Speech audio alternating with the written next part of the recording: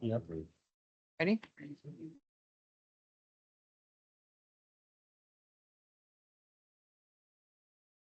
You ready?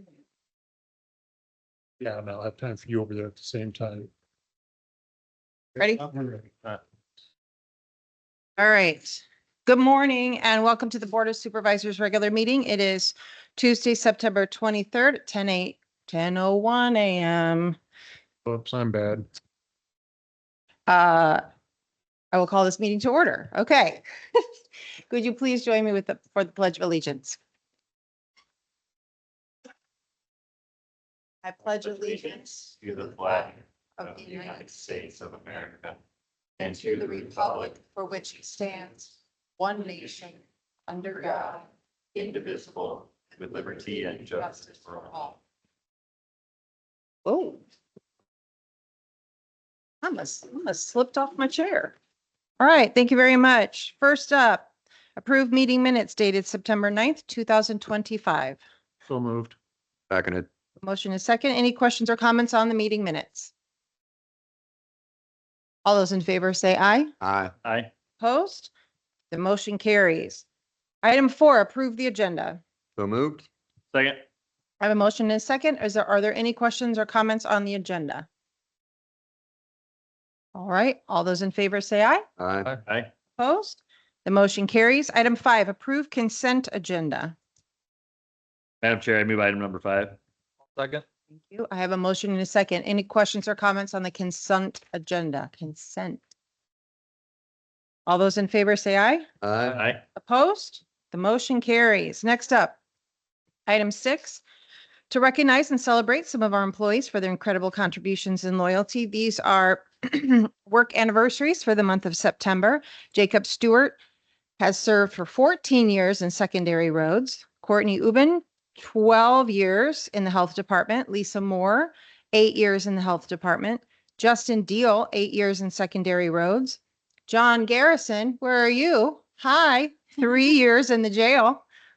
David Collin, 3 years in the jail. Mark Gargano, there you are, 3 years in the jail. 2 years in the health department for Tori Spencer. Colton Monson, 2 years in the sheriff's office. Brian Rickliffs, 2 years in the jail. Jessica Cook, 2 years in the health department. Vincent Jennings, 2 years in the jail. And Kayla Sasaki, 2 years in the health department. Thank you all so very much for your service to the citizens of Webster County. We really appreciate it. All right, item 7, approve and authorize the purchase of 2 Chevrolet Tahoe Police Pursuit sedans from Chemna Auto in Fort Dodge. These vehicles are priced at $52,464.20 each for a total of $104,928.40. These vehicles are at State of Iowa vehicle bid prices and are a budgeted item from our new vehicle account per Luke Fleener, Webster County Sheriff.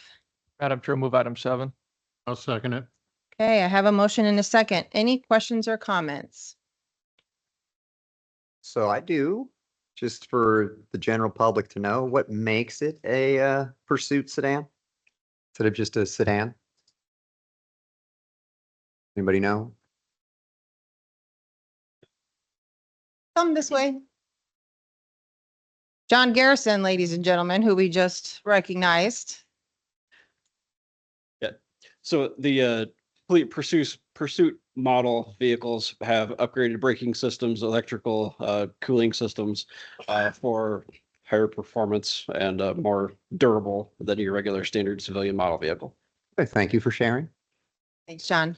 Any other questions or comments? Okey doke. All those in favor say aye. Aye. Opposed? The motion carries. Thank you very much. Item 8, approve purchasing on the lowest bid vehicle for WIC on a 2025 Chevrolet Suburban in the amount of $59,900 per recommendation of Jennifer Sumner, Director of Webster County Health Department. Madam Chair, I move item 8. Do I have a second?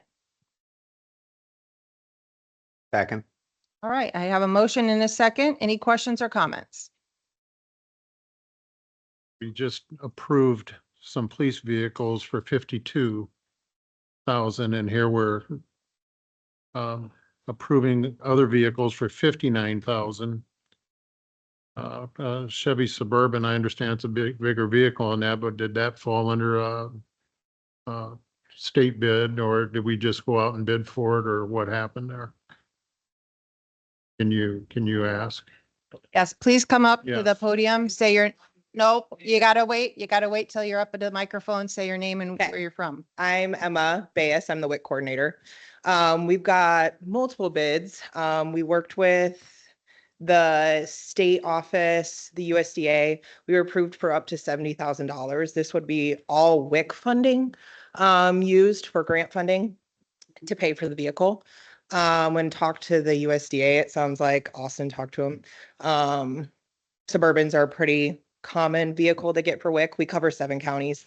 So we have all of our supplies and our people to tow. So that's why we went with that vehicle. The other Suburban, I think, was quoted at about 68,000. But that was adding leather seats. So we took out that and it was still about 64,000. So something that I've heard is that a lot of these grants that were written for these extra vehicles, they wrote specifically for Suburbans. And so that maybe you guys use that kind of as a template, and that might Yeah. be why the Suburban Yep. was selected. Yep, and we have a Traverse right now. We plan to keep the Traverse, but we're traveling with more people now, sometimes up to 9 or 10. So not enough, and we're having to use county vehicles to drive to those clinics or personal vehicles. So it's spending a lot of money. Well, and you'd seen multiple grants already approved asking for Suburbans, right? Yeah, in Des Moines, they just got $120,000 WIC mobile, so. WIC Mobile. Can you, what was my question? This grant that this is for, is this specifically for transportation or can it be used for other? And they're NSA funds, so they can be towards anything that can improve kind of WIC performance. So some people will use it for computers. But we designated the budget. We just got this budget added in August. That's kind of how our grant works is they get extra money, they throw it into the program. And we told them we need another vehicle. So that's why they designate about 70,000 to our program. So it's kind of like you don't use it, you lose it. So even with this, we'll have an extra $10,000, but it has to be something that we can have on hand by the end of the month since our grant starts back the 1st of October. So yeah, we can use it in improvements of just like the facility or the clinic space. We just chose a vehicle since we knew that's what we needed. Has anything changed since, I think this was on our agenda at the last meeting. Has anything changed since then? I think that they talked to the state. Who talked to this? I did. Austin. Okay. So I don't remember her title, Christy. She's Yeah, like Christy the Fox, fiscal HHS. I person can't with pull the WIC. Title up. And she used to work for the USDA. So we got approval originally from the USDA to purchase the vehicle. And then we spoke with the state and they were kind of confused why it hadn't gone through. And so we kind of talked to them and then they wanted to kind of reach out to some Board of Health members to just see, and they wrote a really nice letter that said, like John was saying, Suburbans are pretty common. You guys cover a large territory. You need the space.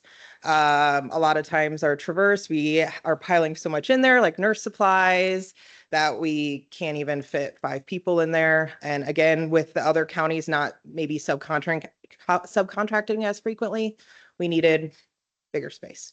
How many people can this hold? This one is Including the this has driver. a bench seat in the center, so it's 8. Plus the trunk space. Good question. We've thought about it by how it looks in the Traverse. Or No one in the space in the trunk, but lots of supplies, formula, breast pumps, all the goods. So any other questions? This was approved by the Board of Health, is that correct? And Yes. For the recommendation. yes, sir. Any other questions? No, like I said, I talked to Christy Fox. I can't remember her title. It's in my email. So the dollars, I've called them kind of infrastructure dollars, but they weren't released from the USDA until August. And so then everybody got kind of a mad rush to try to get this stuff put together because then they had to have it approved by the end of the month. She said, just like Emma was saying, like that the common theme for vehicles, because they have to transport a lot of people and products or supplies, that's been the general theme is that they try to get a Suburban, but that's kind of what this was all granted for. So we had just asked this with the Board of Health, let's, one of the requests coming out of it was just find something. I know it's a grant, it's all still tax dollars at the end of the day. Is there anything that might be a little more fiscally, downsized for us? Same thing. So we got confirmed as long as we're still buying the 2025 Suburban, we're approved to go get this. So the WIC folks and some members of our board helped out with, just finding the most kind of responsible vehicle that we could there. So it was a great team effort from the WIC folks and from us, and great discussion on that. So. I have a quick question. So will it in turn, the county will buy it, then we'll get reimbursed back from the grant? Yep. So talking to Christy Fox, they have a pretty quick turnaround on the reimbursement. So once we buy it, invoice it, then they'll send us I can't remember the term that they use, but the USDA dollars that come back will get reimbursed. So. Supervisor Thode, I know last meeting you had some questions. Are you good with everything? I'm good with it now, yeah. Great. Any other questions or comments? Thank you. All right, all those in favor say aye. Aye. Opposed? The motion carries. Thanks again for coming and talking about it. Item 9, approve and authorize to pay McClure for the professional services on the Webster County CN and UPRR rail spur to the amount of $17,470. I'll move item number 9. Second. Thank you. I have a motion and a second. Any questions or comments? All right, all those in favor say aye. Aye. Opposed? The motion carries. Item 10, approve and authorize pay application 3 in the amount of $26,542.38 from Rash Construction for the construction of the Dayton Trail per recommendation of Matt Cosgrove, Conservation Director. Madam Chair, I'll move item 10. I'll second. Thank you. Mr. Morning. Cosgrove. Morning, one everyone. only. Matt Cosgrove, Conservation Director for Webster County. This is the third and final pay application for the Dayton Trail project and release of retainage. So that project is complete other than the seeding. So we've got a couple of other small contracts to wrap up all these projects. Our intent is to hopefully finish that up by the end of October and then submit all of our reimbursement requests by the end of the calendar year. Hopefully have all those grant reimbursements by the end of the fiscal year is our intent. So. Your ears have been burning lately. It's because we've been bragging you up about the trails and all of the wonderful things we have here in Webster County. So kudos Thank to you, you. but that's a team effort, as you know, but they're always burning. All right. Any questions or comments?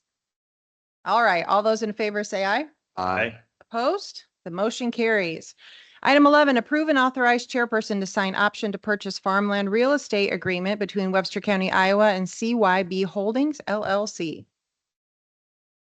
Madam Chair, I'll move item 11. I'll second it. I have a motion and a second. Any questions or comments? All right. All those in favor say aye.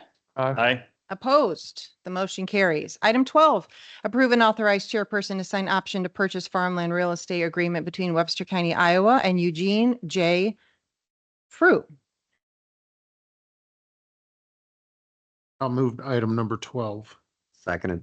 Thank you. I have a motion and a second. Any questions or comments? Oh, someone is raising their hand. Daphne? Hi, Daphne. Can you unmute yourself? Can you unmute her?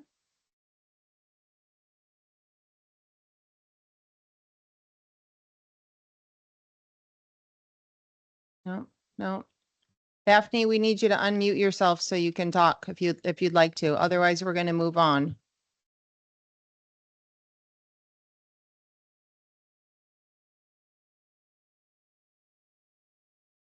All right, I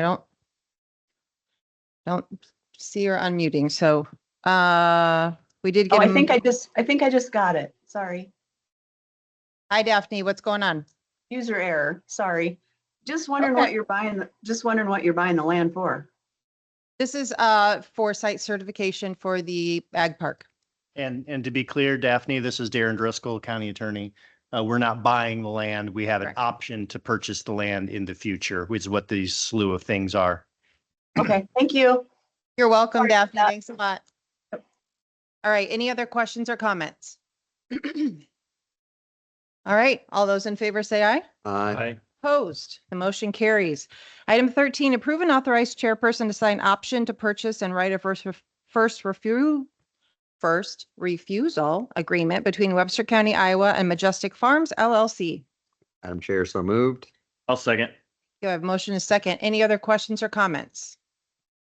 Daphne, this is for the same option. It's similar to the last one.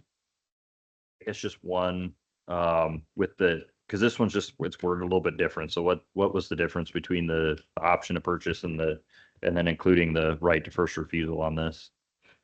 This one was a little different with Majestic, because they have the largest select, or largest chunk of land. Jefferson wants to speak to it.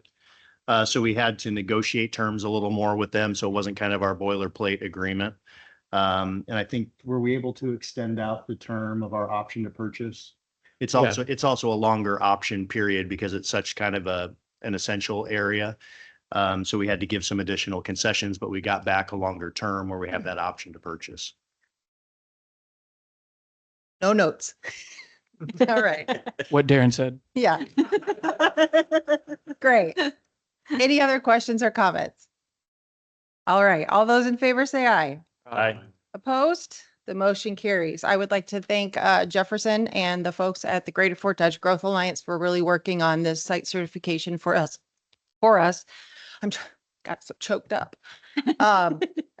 It's really huge news for Webster County that we're able to get this and hopefully attract a lot of more businesses out to the Ag Park. So thank you all very much for that.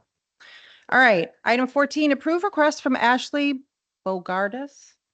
Yes, I'm seeing yes, to assign her rights and responsibilities under the animal confinement contract with Webster County dated June 20, 2023 to the Webster County Animal Protection LLC. Madam Chair, I'd move item 14. Thank you. I'll second. Thank you very much. I have a motion and a second. This is simply transferring ownership of the pound. Any, 5-year contract, I want to say. if I'm remembering correct too, this is separate from the animal control contract. this This is for the, yep. Okay. Yeah. Perfect. Thank you. You're welcome. Any other questions or comments? All right, all those in favor say aye. Aye. Opposed, the motion carries.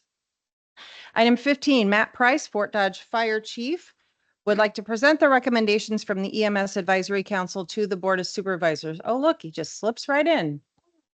Hi, right now. Hi, good morning. Just say your name, although I just said it, and who you are and where you're from and all that. I am Matt Price, as you said, and I am here this morning to present the EMS Advisory Council's recommendation for EMS this morning. Like Nikki said, I'm also the fire chief for Fort Dodge. I just, for a moment, we don't have the ability to put it on the screen right now, but each of us have it in our packets. Okay, Do you need it to be on the screen? I have it here too. Okay, great. I'll run through this as quick as we can, I suppose, then since no one can see it. So this presentation will be accumulation of all the action items that you have today. So that way we don't have to go one after another. And this is the accumulation of the advisory council's last almost year and a half of back and forthing and after the vote stuff. Just real quick, I'll run through the names that are on the advisory council just so that they get some credit. Cassie Dillon, Mayor Barnum, Luke Huggins, Badger EMS Service Director, Dan Hansen, Dayton Rescue, Dan Hansen, Southwest Webster, myself, Cameron Nelson, Fort Dodge Council member, our medical director, Dr. Lewis, which is formerly Dr. Sokol. She just got married. Congratulations. Not to be confused. And Supervisor Conrad is also on there. We have worked through this going through the vote. And one of the things that I wanted to go back a little bit, set the stage for this. I don't want to take too much time, but I think this is probably part of some of where we've begun. We wrote the mission statement that you see in the presentation, and I'll sum that up by saying basically patient care is the #1 priority of this whole thing. So when we look at lens of things, that's what we're trying to better is patient care. We're not, there's a lot of money and response systems and all this stuff, but patient care is the number one priority for that. So how we got here, this has been a journey since about 2021. Iowa passed the code 422D to give counties the option to make EMS an essential service. That brings EMS to the same level that fire and law enforcement are at currently. The state gave the counties the option to do that. Our county decided to do that in 2023, I believe, if I remember right, and make EMS an essential service, which created a advisory council. Currently, we've been having lots of, I'll say, issues. Our sustainability for EMS in the county is suffering. No one's fault, but we're struggling financially to provide things. Our equipment, staffing is not where it needs to be. And that's kind of rolled into us having lots of meetings, task forces, discussions over the last couple of years on how to fix it. And that led to the current advisory council being formed and starting to meet in spring of 2024.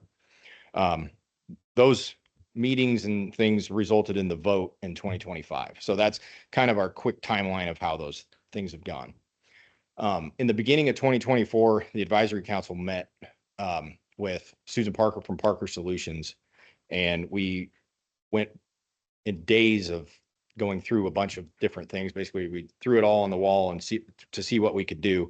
Some of the stuff I put in the presentation, our main issues we were coming up with was lack of personnel to cover calls, recruitment, retention, both on the volunteer side and paid. We just don't have boots on the ground that we need. The other thing that we were seeing is our training funding and our equipment funding wasn't there. We have to maintain licenses. It costs money to go to school to get certifications, those sorts of things. So, and none of us have direct tax for EMS up until now. So everyone's doing it through their fire budget or through fundraising or through EMS billing or some other way of trying to obtain this stuff. The other piece of that was we noticed that we don't really have much of a infrastructure of a system. Getting data was difficult. Trying to put together, we respond well together, but trying to go past that really wasn't there. So we wanted to work on some of the things to make that more sustainable, which led to the next slide, which was we need to prioritize staffed ambulances to cover the county. And shortly right after that was prioritize the non-transport EMS providers, the first responders in all the communities. We need to get people there to take people to the hospital, and we need to make sure we get people there in a timely manner. I think that's pretty basic. The next two were more, how could we make the vote work, and what would all the people of the county want the EMS system to be. A lot of the feedback we were getting was keep tax money local and utilize our current services. People didn't want to get rid of a current service or switch something around or pay money to somebody else or those sorts of things and jumble everything up. So that was something that we really focused on with the vote, was to keep those two things in place. The last piece of it, those two kind of go together, is we needed an EMS coordinator for the county. Having someone to herd all of our cats, for lack of a better term, help us with service delivery, EMS billing, training, all the things that I just talked about. Having that will be something that can help push us to the next, creating a system essentially. So our recommendation, that kind of lays the foundation, I guess, of why it is the way that it is. We've created the EMS Advisory Council. Basically, our recommendation is that they just continue doing what they're doing. They continue defining the scope, working through all the little nuts and bolts, making recommendations and findings to this board. The next piece would be the EMS coordinator working under the EMS Advisory Council, kind of the day-to-day boots on the ground person for that, assisting the EMS agencies. And I'll go into some of that detail towards the end, but really they're just going to be a senior advisor basically and assist all the agencies in the county. The other side of this, when it comes to taxpayer money, is we want to have compliance auditing. So 422D is pretty specific on what you can and can't use the money for, but we want to also make sure that we're using third-party audits and standardized reporting for all the EMS agencies. So it's easy to see where the money's going, what the money's doing, who's doing what. It's not us looking at it, or like we get somebody in that can have an objective view. To bind it all together, like many government things, we'll use the 2080 agreement. Basically, these agreements, there'll be the operational scope, I guess would be the best way to say that. Service coverage area, response obligations, the funding and how it goes around, and even the management of like some large purchases. There's going to be, like I said, some of our main issues are the staffing and facilities and stuff. So the big ticket items would go into that, just like it says there. I put the current, which mine is black and white, so it doesn't look very well, sorry.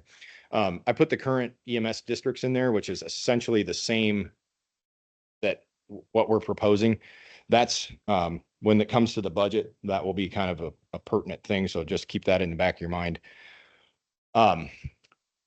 Into the budget, as we worked through some of this stuff, we used the Department of Management numbers. We took a little bit off because not everybody pays their taxes on time. And we come up with about $1.6 million for the first year. We're going to allocate $100,000 roughly to the EMS coordinator position off the top and $100,000 for the non-transports off the top. The rest of that goes, the rest of the 1.4 million is divided amongst the transport services listed by the formula, which is essentially what those colored areas are worth, if that makes sense.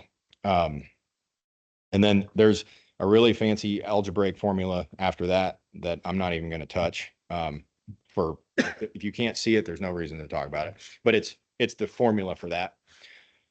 The next piece of that, of course, is non-transport framework. Obviously, each annual allocation for each non-transport agency is $10,000 per agency. In the first year, we are going to include the cities that aren't state licensed EMS agencies like Clare and Moreland. Year two, we would like to see them become state certified and first responder level, EMR level, as state licensed provider to get the money. Same with anyone else as we adjust.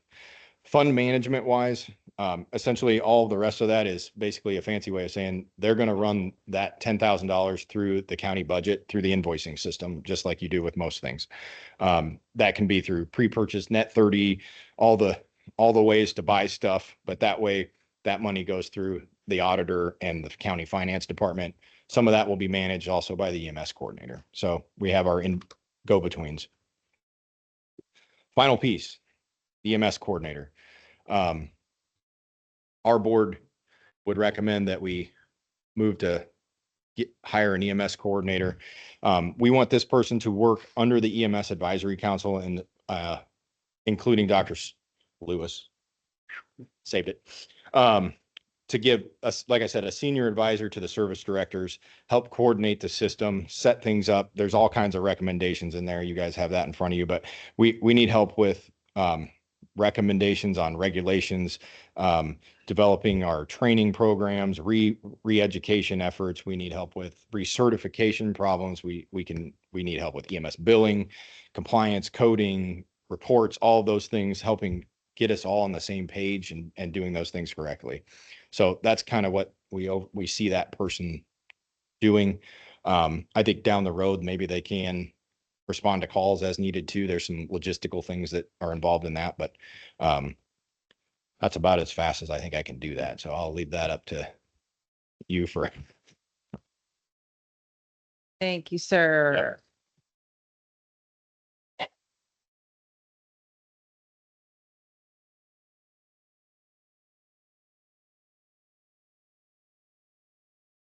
All right. Do we have any questions for Chief Price?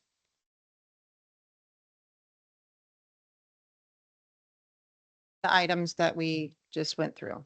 All right, so you're basing your distribution of funds on the property taxes of each of your transport areas. You say this is also linked to a needs assessment. are you planning on doing needs assessment in the future to see how this is working? Yeah, I think that's part of, honestly, it's going to have to probably be an annual thing. We have to, by the code, we have to do an annual report from our council to yours. That can be part of that.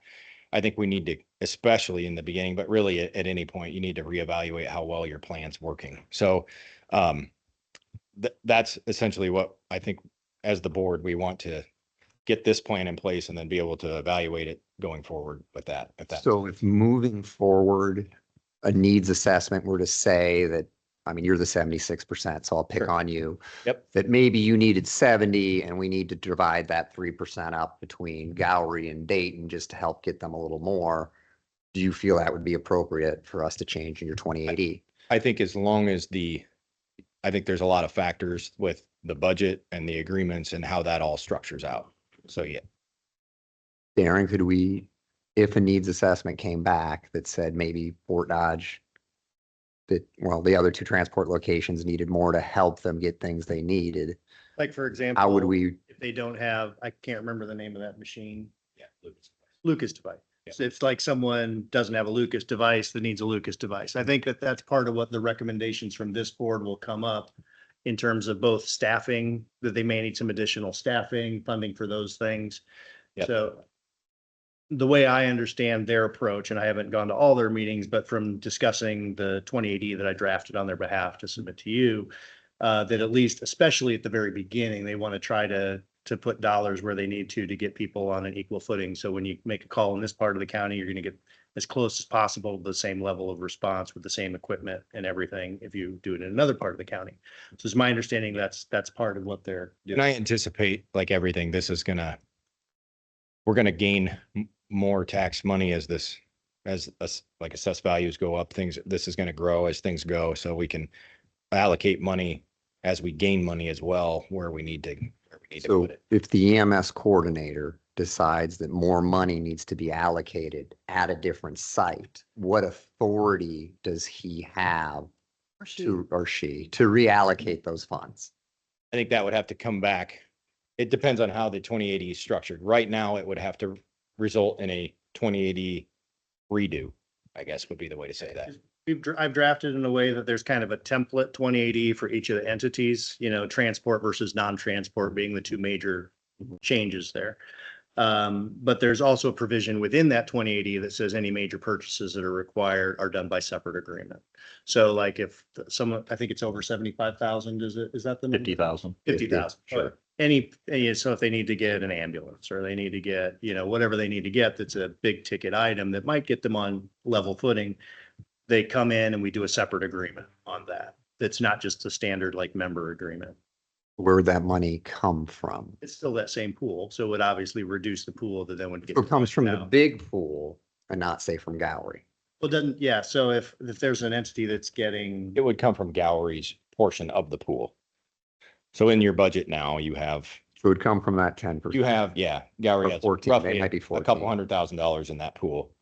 They could write I'll call it an addendum 2080. I don't know what we want to call it. Sure.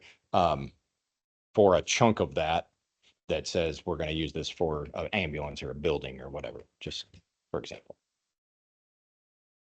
I think to your point, I mean, with the needs assessment, I mean, 422D does have like you said, an annual reporting, if we come in and, we're finding we need to make changes, I think the idea is that we need to be able to be fluid quickly, as quickly as possible as we can to, if we need to reallocate somewhere else, the EMS coordinator would then be on top of that is kind of my understanding of it. I think some of the needs assessment thing too can be, it's probably about a decade old, but there's a EMS system standards from the state's point of view it's more operational, not necessarily budgetary, but we can put some of those things in that. So we have a standardized needs assessment that we put ourselves through every year. So it's consistent. So we use the same metrics every year to evaluate ourselves. If we change it every year, our scientific method goes away. So that's something I think we just need to set up once we get the coordinator is what do we want to measure every year and make sure that we keep that consistent throughout the time. So now that we have new communities that have come up and said they might want to do transportation services, how do you envision them being worked into this? I think what we've given specifically, I think that would be Otho, but there's also a couple other ones that That could come could, up. yeah. What we've told them is we need to bring your proposal of what you want to cover, what your budget is, how you want this to work, all the details that all of us had to go through for the vote. Bring that to the board, bring a proposal. It's similar to what we did when another agency wanted to make a proposal to the board as well. So that's something I think we need to figure out what those metrics are and then see how it fits. So with Otho in particular, since it's kind of sitting in where they would be in everybody's property tax area, then you would just reassess it based on. I think that's what you would have to do. And then can like any agency, can they meet the requirements of the 2080 and the system part of it and the operations piece of the puzzle? And so this is for Darren. How easy is it to renegotiate these things? How long would something like that you think? Well, we Hey, haven't signed any yet, but I can't remember what we put it. Is it a 1 year? It's Yeah. So 1 year. on an annual basis, we could change it up. So if there's another entity that comes in and now they're no longer going to get that $10,000 as a non and they get something else, and we'd have to rebalance the whole portfolio basically. since, and we'll just keep using Otho and Fort Dodge, they would be entitled to some of that property tax. We'd have to rework with the Fort Dodge EMS board and or the EMS board here in town, and then the EMS board down in Otho, as well as Gowrie and Dayton, right? For each of the 2080s, we'd have to renegotiate each of those. Whichever entity controls, whether it's a city or whether it's a sub entity. You would have to redivide the pie essentially based on what it's Do where. we come out as the board on top and say, now we're splitting this money this way, or do we go and negotiate with every single board to let them know we're letting somebody else in? Well, if they're qualified and they redo the whole coverage map, and is that managed by the state, that coverage? I know we're. It's managed. Well, it's technically managed by a transport agreement through the Department of EMS. Okay. So, Well, anyway, when we get that, if they meet the qualifications, then it would just change the math on the percentage. If you have another transport in there that's now covering X amount of calls, et cetera, it would obviously take weight off the other entities that have been covering that area. So the way you see it is as these 28Es are being written, since you've got, was it 210 and north, 280 and north? Yeah. Basically, we divided it on townships. If that makes, it's just. Yeah, it makes sense. It's easier math. Yep. But it was right down there, around there. So once they take over, wouldn't, because there's a formula in their agreement to begin with, once Otho came in, rather than renegotiate it, would the formula take over and then You can cause- adjust the formula. It's, Well, I mean, the formula exists. Yeah, And it is yeah. based on your coverage Correct. area. So the second somebody gets added to the coverage area, and in this case, it's Otho, Yeah. they would take over some of that coverage area. We wouldn't need to negotiate the 76% because that 76% isn't the percent you get, it's what you get based on the formula. Correct. We've agreed to the formula, not the 76%. Correct.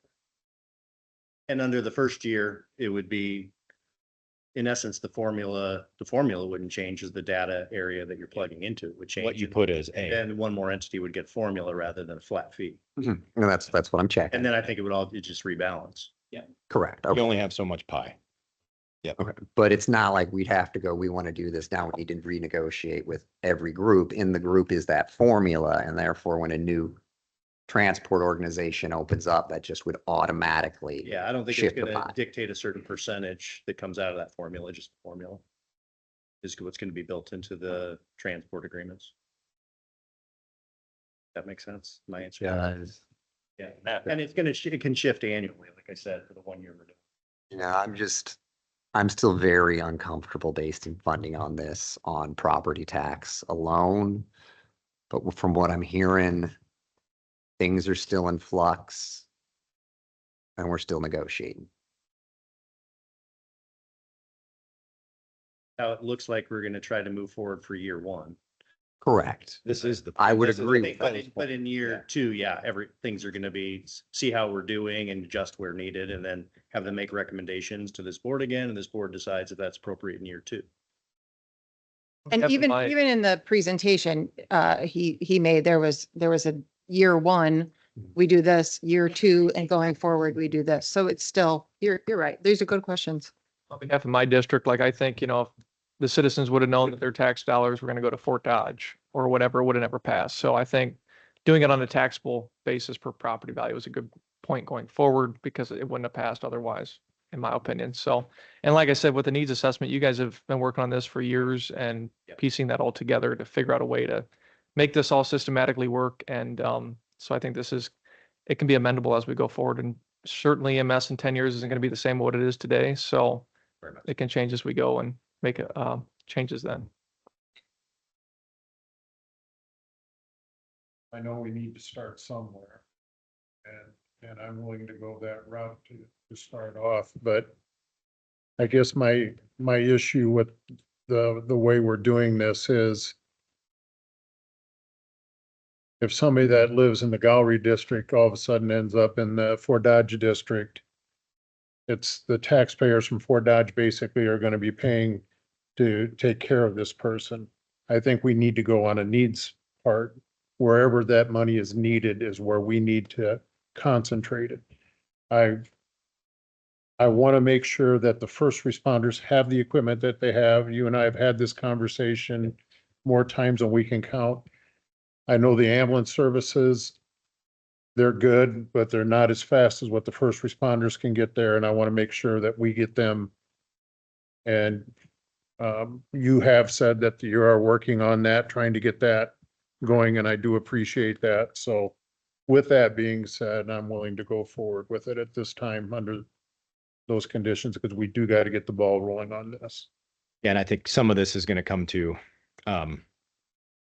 it's been 6 or 7 months already, and then getting an EMS coordinator hired is going to take some time. So getting that moving so that we have someone, even if we do start to get some agreements done, but getting someone here to hand this off to at some point would be preferable to the board, I think, or our council. So It would also be preferable to you too. probably. Yeah. One question I do have for you, I noticed that it was an employee, that the coordinator would be a Webster County employee. Has Ted looked over this at all, or? No, we haven't had so full disclosure, I used our EMS coordinator job description, took out some things like personnel management and stuff, but took the nuts and bolts of what it will need to be. And then that's basically what you have. So it needs to go to your HR and be massaged to your HR's liking of what it needs to be. So like item 16 is approve and authorize creating EMS coordinator position, but the nuts and bolts of the job description can be. Yeah. Yeah. We know it's Does that answer your we're gonna have question, to, they're gonna have to find their pay scale and their benefits package and all the stuff that goes into the details. I think from listening, that's kind of how I've looked at it. I mean, the way it's structured is, the idea is we can continue to be fluid year over year. As we see changes, we can be quicker at making those changes. I think that was the intent is, like you said, if we come back and do that annual report, we do the needs assessment, we understand like, hey, we've got an excess here that we should be shifting over here. I think we still have that ability mid-year, even if we see that there's a change that needs to happen, just like what we do with our budgets in general, that, hey, if we see somebody isn't going to need it, or there's, it allows us to be fluid. I think if anybody but told give us you a kind of a jump off point, this I guess. plan is going to be perfect for 15 years, I think they're nuts. So I Yeah. think that, we all know that's not. Well, and there has to be some built-in flexibility because first of all, not only are other counties across the state looking at us to provide the template, right? Yeah. But the state's looking at this as well. And I think I've said this a couple times, that the state is notorious for saying, here, do this thing. And then we do the thing and they say, you didn't do it the way we wanted. We're going to change it all. So, that could possibly come down in any legislative session. It could happen too. So there has to be some sort of built-in flexibility to these. Yep. Any other questions or comments? All right. Oh, yes, Marty, Marty, you know where you gotta Where you go. gotta go, Marty. Or to the senior member. Thank you. Everybody in here. I'm Marty Smith, the Otho Fire Chief. So unless I misunderstand some comments from Mr. Driscoll and some other people, the concept right now is for the Otho Fire and Rescue, who we've been performing ambulance services since February and meeting about 90% of our calls as far as our response versus having to have Fort Dodge come out.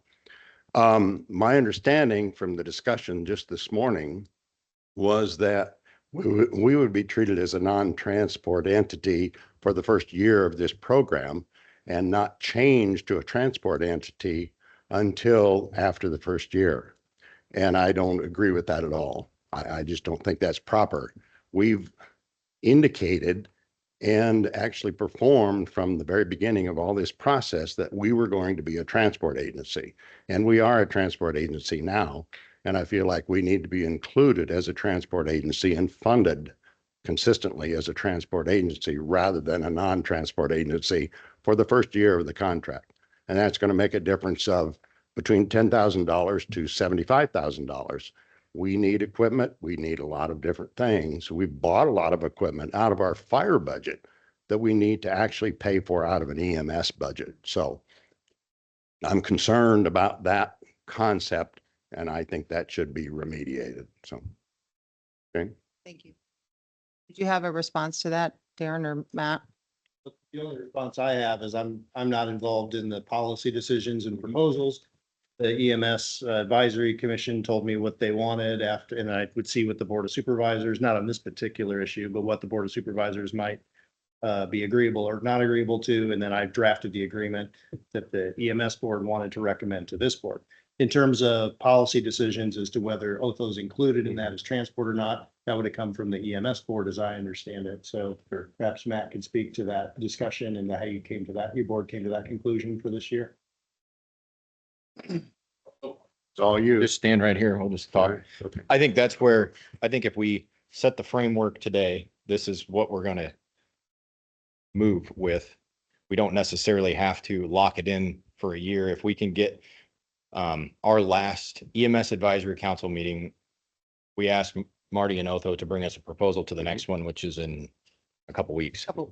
If we can get that and evaluate it in October before we do any sort of movement, maybe we can just include that. We'll take the proposal and go with that. Yeah, we're working on Yeah. that and we'll have Yeah. it by that next meeting. That makes So, sense. Maybe that would be the best way to go about it. Adjust that map, that coverage area map, and then that could be potentially utilized. I think that would be part of we'll take the proposal and how does this adjust everything from there and then evaluate that at that meeting or the meeting after That's that, fine. which would be soon. And so we also had another organization come to us. I think it was the first meeting after the vote went through and was requesting some funding as well. But I think they've dropped their ask and they're not going to submit a proposal. So there are a couple of places think that are looking for For our- funds. Or our council's perspective too, it'd be the same if anybody wants to change change their level up or down or back and forth. Bring us a proposal. We'll look at it. How does it fit the plan? How does it fit all the formulas and all the, really, it's also how does it fit the response model and the patient care to the citizens. That's the part that we got to piece all this together. And then this is what the new product would be. Marty, you good with that? sure.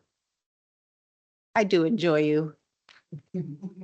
Any other questions or comments? This has been a very wonderful discussion, so I really appreciate it. All right, we'll move on. Where are you at on item 15? Did you have a first and a second? No, it was just a presentation. Oh. Item 16, approve and authorize creating EMS coordinator position per recommendation of the EMS Advisory Council.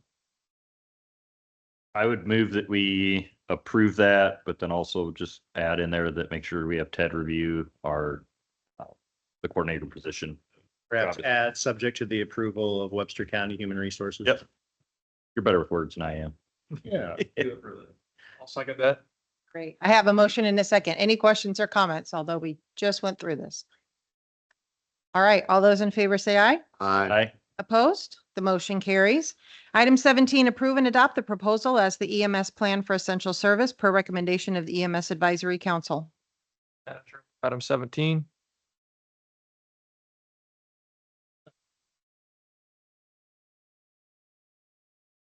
Artie's going to submit his plan. Do we want to go forward the way it is right now, or do we want to table it for the next time around? At least we got the coordinator going. What do we're approving it now. What are we going to do? Change it again in 2 weeks or a month? I Or could give you my thoughts on it, Bob, is that Okay, there'd be, if you approve it now, that gets things moving. It doesn't change anything because we've not executed any 2080 agreements yet. We've approved a basic template. okay. We haven't discussed officially which ones are going to get template A as transport, which ones are going to get template B. So if we get a recommendation back from them, you'll all still have an opportunity to approve that structure and discuss that again. Like if someone's, if Otho doesn't make the cut for some reason, and your board members say, I don't want to enter into these type of agreements until we've settled the Otho issue, completely within your rights. And you have full opportunity to discuss that at that point in a public setting. So I don't think moving forward to this point hampers you or makes you redo anything. I will second your motion. Any other further discussion? Well, I think one of the, maybe I'm wrong in understanding this, like this is, part of this is the value, the formula towards it. So that the numbers that are in it are still subject to change, but the formula itself for it is like, this is how we're structuring this. Correct. But to your point, like if we don't, if the districts change or something changes, the formula still is the formula. You just redraw the map and now you It's the have a same, new it map. just would dilute the other Yep. and bump one up. I think what you've told me too is essentially the pieces to the puzzle. You can put it together how you want to.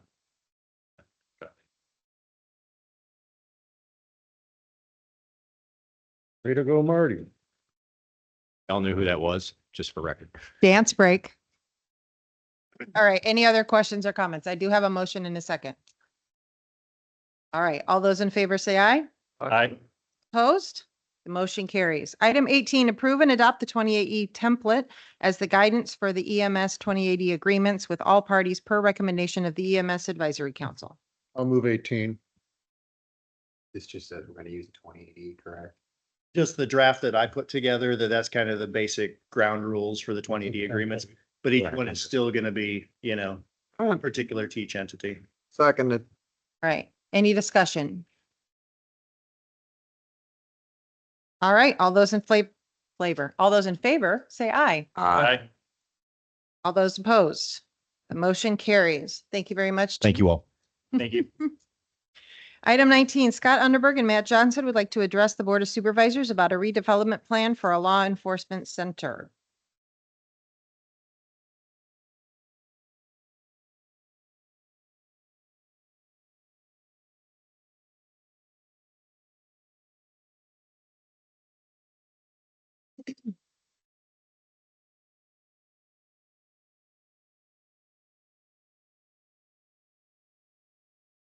Thanks, Marty. Thanks, Marty. Thanks, Dan. Take care.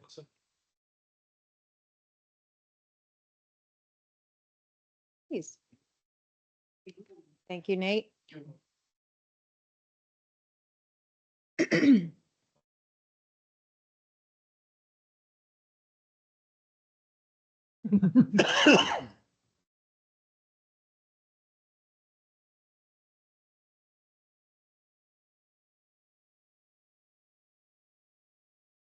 Really could use a dance break right now.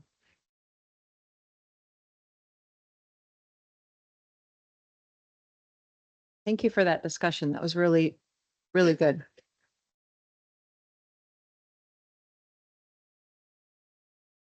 Hey, there we go.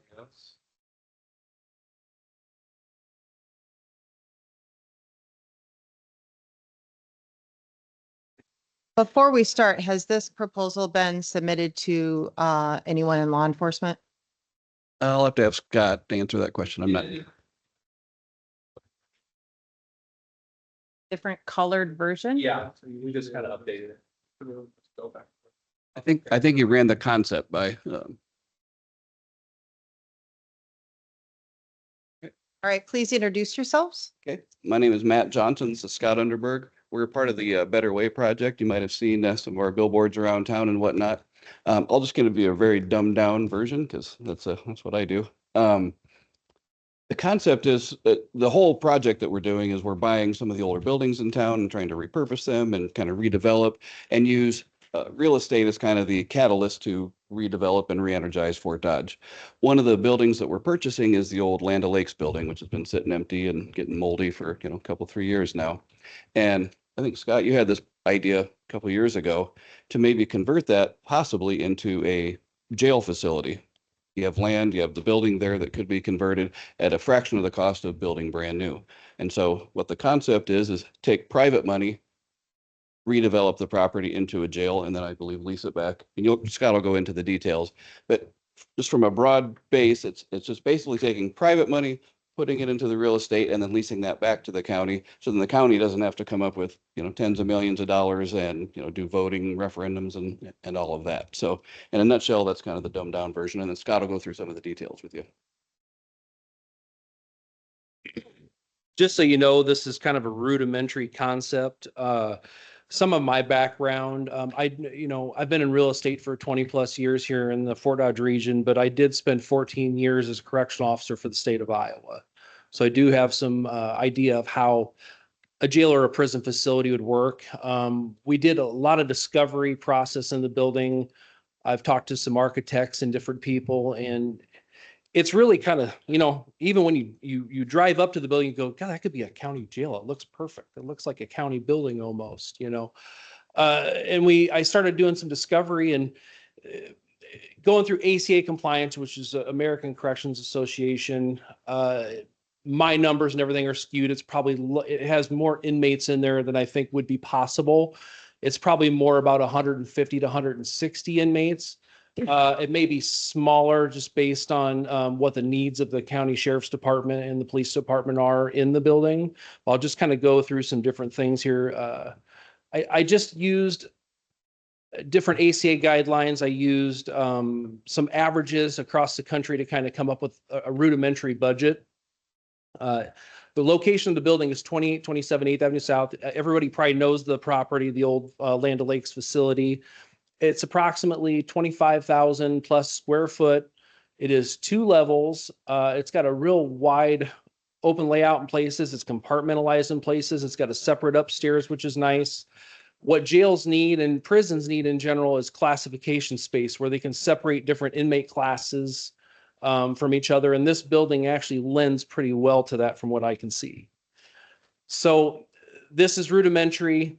Just saying that these inmate calculations are based on a drawing that was very rudimentary that I'd put together. Like I said, it's probably closer to 150 inmates. It could be smaller based on the needs of the county, but we wanted to make sure and give a GP area, flexible housing that could be used for women, men, general population. It could be, you just need flexible spaces. AdSeg would be your administrative segregation or PC, protective custody. You got to have area for that. You got upper floor, which you could separate women and men from floors. I mean, there's just a lot of ways that you can really use it. Let's see. And it says 186 inmates, but that could be incorrect. So just so you know. You'd have a central kitchen. You'd have a contact and a non-contact open visiting area, a sally port area to the east, which means you'd have like a controlled gate area coming into the facility. You'd have a controlled dock into the facility to drop items into the facility that need to be in a controlled area. You'd have yard space, plenty of yard space for the inmates that would be in the jail. Booking areas, everything that you need, intake. Tool room and armory, a school, a library, and secure officer stations, like it says, full line of sight in the areas. This is a rudimentary budget. So just look at it and just kind of see, I know a brand new, beautiful jail facility. I mean, yes, a new build with every bell and whistle is about $45 million is what it says from before. And that I think was like 120 beds, if I remember correctly. This facility would be built by private investment. So this doesn't take into account any things that private investment could get, any grants or anything from the state, federal, anything for creating jobs. There's different other things out there for us to kind of gather that we can kind of share in the love with the county with getting some of those items. But the budget that we came up with is about 16 million. You know, it's probably going to be anywhere from 16 to 20, 22 million, somewhere in that range is my thought. Kind of taking everything into account. So what we would propose would be to do a base lease with the county for the facility once it's built. The rent amount would be $195,000 a month, which comes to $2.34 million a year. There would be an escalator every year, and we'd keep a capital reserve of our money here just to make sure we're being responsible. The beauty of this is the county, if they're budgeting to build a jail, they may have trouble building it larger than they need to collect income from having inmates from other counties. Private investment has a lot easier job of doing that and leasing it to the county and saying, hey, okay, now you can earn some of this back by bringing in federal detainees, other counties inmates, even DOC inmates if we need to kind of help pay for the budget of leasing the facility. So that's kind of the cool part of this plan, is that it's like a net zero to the taxpayers up front, because we can also be flexible on how that first year is paid as well, maybe pulling interest back in to the investors and holding it, and maybe not even having a payment for the first year. It's not a promise, but it's, we have flexibility in how this can be funded is my point.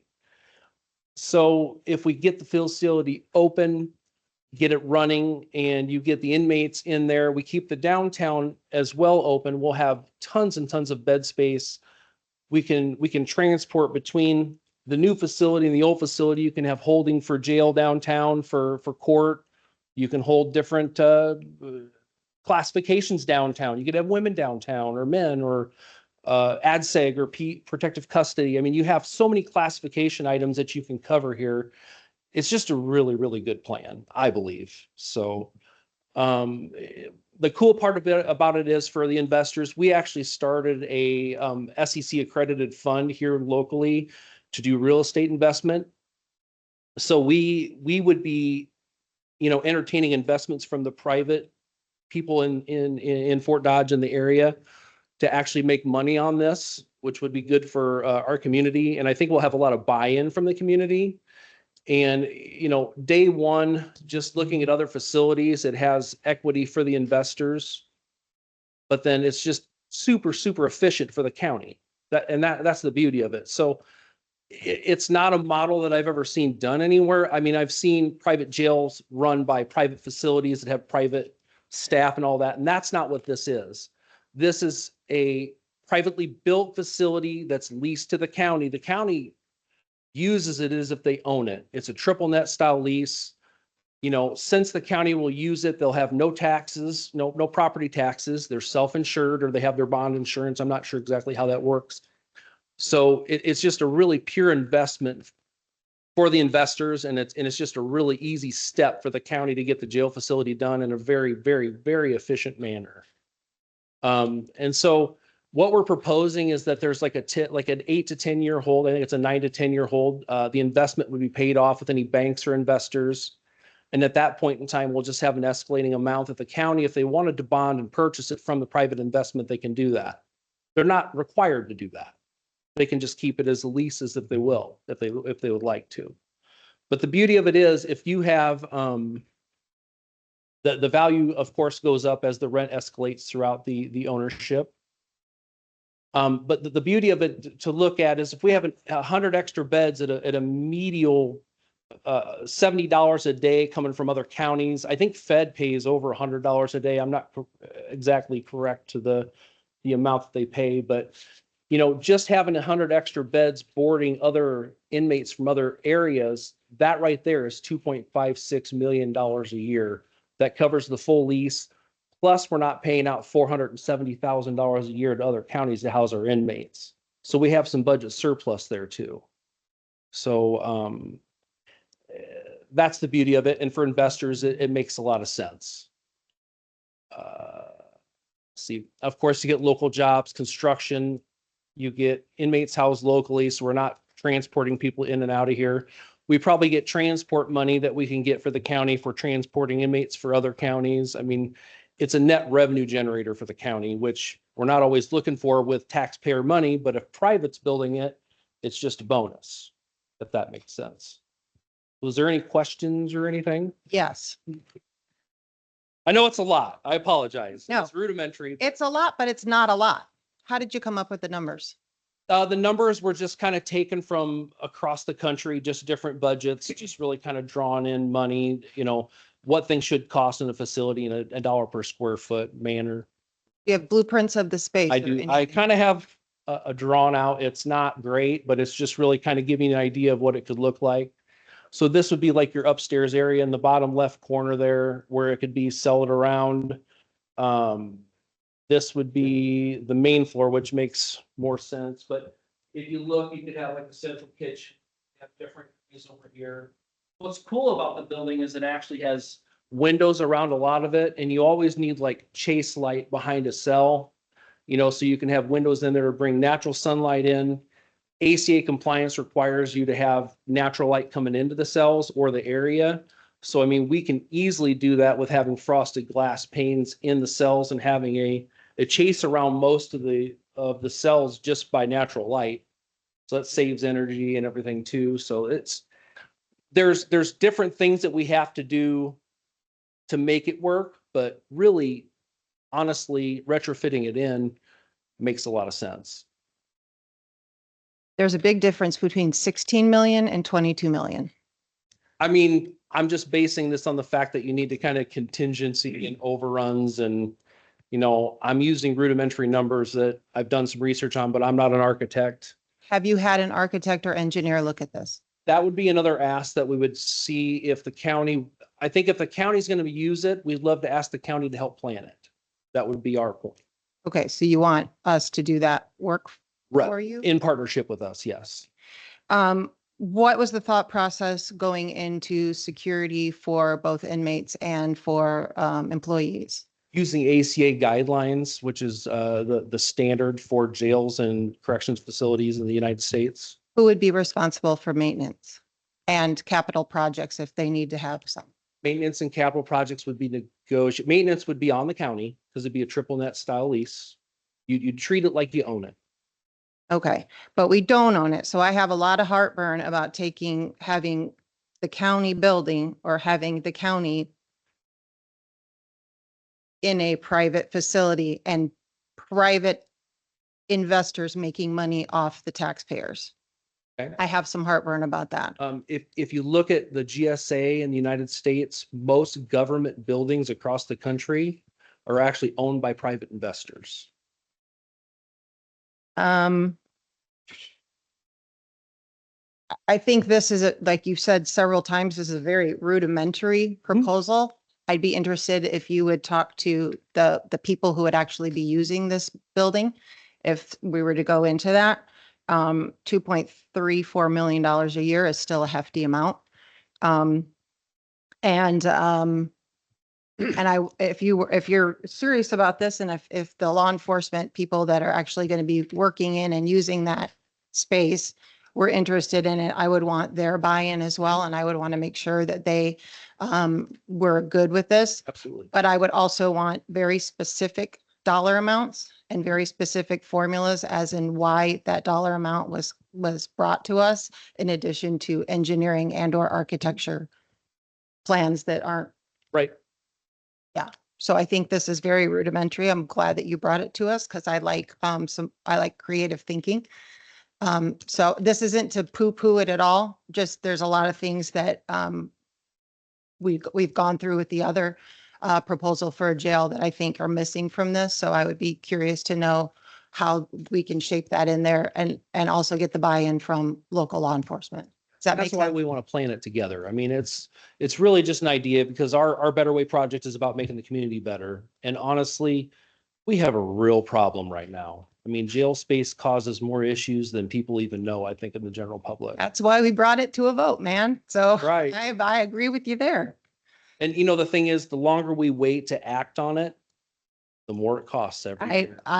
We said that ad nauseum. Yep. So agree with you there. Does anybody have any other questions or comments? Just kind of talking. Yes, yeah, this would be joint sheriff and PD, correct. Do you know of any other counties that in the state of Iowa that use a private building for their? I do not. I do I not. just did a little internet. I know it's illegal for prisons in Iowa by statute, but I don't know about counties. I'd have to research that. I think Polk County was hauling some down to Missouri there for quite a while until they noticed one of their prisoners was back in town they weren't aware of. And I think part of that might be privately run facilities too, right? It's not really private ownership. Private. Yeah. Well, Fun- thank fun you. times here. Thank you both for Questions coming at all? by. Any other questions? I'd just say, I think it'd be good to get with, Sheriff Fleener and the jail staff, if that's something, we want to look at. Yep, absolutely. That's the Absolutely. buy-off we'd look, I mean, to me, that would be our next step. Okay. And Thank you, everybody, for hearing me today. Appreciate it. Thanks. Have Thank a you. great day. Thank you. Are we? Where are we? I took so many notes, I don't know where we are. Thank you. thank you. Okay, that was 19. Whew. All right, item 20. Mandy, your time to shine.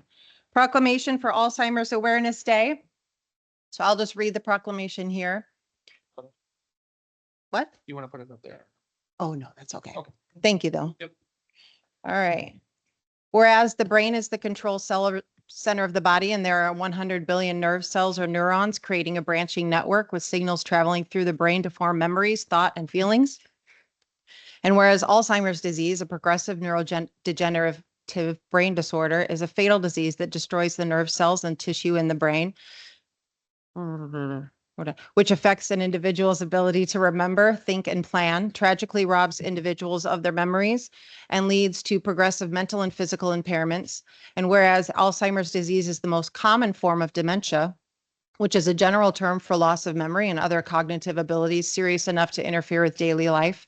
And whereas over 7 million Americans are living with Alzheimer's disease, and more than 62,000 of these individuals in Iowa, by 2050, the number of Americans with Alzheimer's disease is expected to skyrocket to 13 million. And Alzheimer's disease is the 6th leading cause of death in the United States and Iowa. There is no current cure. And whereas the human cost of Alzheimer's disease in Iowa is staggering, with nearly 80,000 caregivers providing 118 million hours of unpaid care for Iowans, totaling more than $2.6 billion. Thank you. And whereas there is a strong link between serious head injury and risk for dementia, other known risks for Alzheimer's disease include age, genetics, cardiovascular factors, and fewer years of formal education. And whereas early detection and diagnosis of Alzheimer's disease is important in order to discuss memory and cognition concerns early, ensure individuals get the care and support they need, allow opportunities to enroll in clinical studies, and start drug therapy for treating symptoms. And whereas lifestyle choices may help keep your body and brain healthy and possibly delay the onset of cognitive decline, so it is important to adopt positive habits, including physical health and exercise, cognitive activity, diet and nutrition, and social engagement. Now, therefore, be it resolved that I, Nikki Conrad, Chairperson of the Board of Supervisors, Webster County, Iowa, do hereby proclaim September 27th as Alzheimer's Day. Andy Borst. Yes. Thank you for having me. As a representative of the Alzheimer's Association of Iowa, I'm honored to be here to accept this proclamation. As we continue to work and fund a cure, we are closer than ever. The association also provides needed support and resources not only for those affected by Alzheimer's, but the thousands of caregivers across Iowa and those here in Webster County. We can't do this without you. I invite you to join us in our mission and to end Alzheimer's disease this Saturday at Iowa Central at 8:30 a.m. for the Walk to End Alzheimer's. Thank you. Thank you so much. All right, next up is the citizens' opportunity to address the board with items not on the agenda. And Justin Grief with Beaver Creek WMA coordinator has been waiting patiently online, and he would like to update the Board of Supervisors. Justin, if you want to unmute, there you go. Yeah, good morning, everybody. First off, thanks for having me here. Again, I'm Justin Greif, the Beaver Creek Watershed Coordinator. So on behalf of the Beaver Creek Watershed Management Authority and also our Education and Outreach Subcommittee, I wanted to give you guys a couple updates on some recent news and some recent updates that we've had within the Watershed Management Authority. And I feel as the Beaver Creek Watershed covers portions of southern Webster County, it's important for this board to kind of understand those and understand where we're at with some of these projects and this watershed in general. So first, some of you may have been aware and may have heard that recently the Beaver Creek Watershed has undertaken funding from the Iowa Department of Agriculture and Land Stewardship. And so that funding is brought to us from the Water Quality Initiative Grant, which is an important water quality piece of legislation that's been put in place to help reduce nitrates and nutrient loading into some of our water and help with some of our water quality. So that funding took over July 1st. There was a press release on that. And like I said, that's an important piece of legislation that has fortunately let us be able to kind of continue and do some of the important projects in our water quality. I believe as far as administration goes, I know Supervisor Haig, he's our chair of not only the WMA, but also our Education Outreach Subcommittee. So he plays an important role in this project and helps us tremendously being able to keep this project moving. And so I believe, obviously he is on our email list, but if anybody's interested in joining that email list or would like to contribute or be involved in some of our quarterly meetings, just let me know. We can make that happen. So as part of our Education Outreach Subcommittee and just the WMA in general, part of my duties is to continue doing outreach and creating outreach potential. And so part of the reason why I'm here today is to help get the word of Beaver Creek and the Watershed Management Authority, help get our name out there, be able to continue do some of our projects. But like I said, that is an important aspect of being able to keep our project moving forward, is just the outreach potential and getting that name out there as much as we can. In terms of the projects specifically that we do that help contribute to water quality, saturated buffers, bioreactors, oxbows, those are all water quality enhancement projects, what we consider edge of field projects. That's kind of the main portion of what what WMA is doing, and some of the things that we're doing to help contribute to our water quality issues. We also do cover crops as part of our projects. Fortunately, this year we had some leftover money from a 2080E agreement with the EPA that allowed us to significantly increase our cover crop acres from 700 acres last year to almost 2,000 acres this year. And for some of those that aren't aware, cover crops are also a really proven project and conservation practice in removing nitrates and excess nutrient loading into some of our waters. One of the way that we get projects moving and on the ground is through what we call a batch and build model. So what that is essentially is it's just we install a lot of projects in a very close geographic area, which allows us, one, to reduce costs and also to become more efficient in installing those. A great place for us to kind of start with these is drainage district tiles. So obviously most counties have drainage district and drainage district tiles. And unfortunately, at least as far as I'm aware, we have yet to have any projects be completed in the Webster County area. So one thing that I'm looking forward to is hopefully being able to bring some projects into the Webster County. And like I said, drainage districts are a great place to start with that. But other than that, that's pretty much all I have. I just want to make sure that you guys were aware of some of our recent updates and that we're continuing to work on our Central Iowa's water quality issues. Thank you, Justin. I apologize for mispronouncing your last name, but I know water quality and reducing nitrates is certainly on everyone's mind here in Iowa. So I appreciate all that you and Beaver Creek, WMA, and Supervisor Hike do to that end. So thank you very much. Any other questions or comments? It's a team effort. It's a team effort. Yeah. A lot of very great and passionate folks in the Beaver Creek watershed as part of this WMA. So it's been a great group of folks to work with as we keep some of these projects moving. Justin, do you have anything else to say? Nope. Thank you, guys. All right. Thank you very much. Appreciated. Okay. Citizens' opportunity to address the board with items not on the agenda. Oh, thought you were coming back up. I was like, he's like, and another thing. All right, if there is no one who is, oh, yes, how could I forget? Mr. Hoover. Please introduce yourself and where you're from. Thank you. Yeah, I'm Randy Hoover. I'm from Freedom Point. And for those of you that don't know, we're trying to put together a trivia challenge involving several entities here in Fort Dodge. As you probably heard, and I apologize, I was in the hallway and I'm sure you heard me because you shut the door. That was you? Yes, that was me. Randy. But we do now have the Webster County Sheriff's Office on board. Oh, They want to take part, so I can say that. I did ask Sheriff Weiner if I could say that, and he goes, sure. This is only the second conversation I've ever had with him. The first one was him asking me, do you have your license and proof of insurance? But that's another. So we've got more details worked out. Iowa Central is going to provide space for us. They're working on that. They're going to let me know at the end of the week for sure what space we have. I did ask for their big main auditorium and got told no, which I really didn't want it. But so anyway, we're kind of putting that together, and we have an updated sheet on the things we want to do. And I know you have at least one person on your team that really wants to take part. Darren. Yeah. I love trivia. Actually, I think his comment was, I don't need a team. I can do it by myself. I think it was more of I prefer not to play with a team because I don't like having to work with the group. You know, I'm kind of a solo. You were in a big group I like to play project. the room whenever I play trivia. All right. Something that has developed and I think is interesting is we need 4 people teams, but if you win and move on, it doesn't have to be the same 4 people.